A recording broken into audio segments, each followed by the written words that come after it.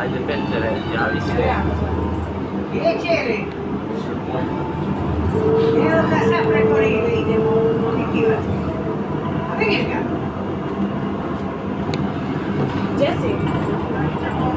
Ajde, ja mi kod na materijem sam mislim da pimo neđe kafu. Ti se vratiš, jel? Ajde, mi ćemo sad dođemo tamo kod kampa, mi smo što da produžimo odmah. Ja ću na sahran doći. Evo, ajde, stvari, ajde, idemo prvi.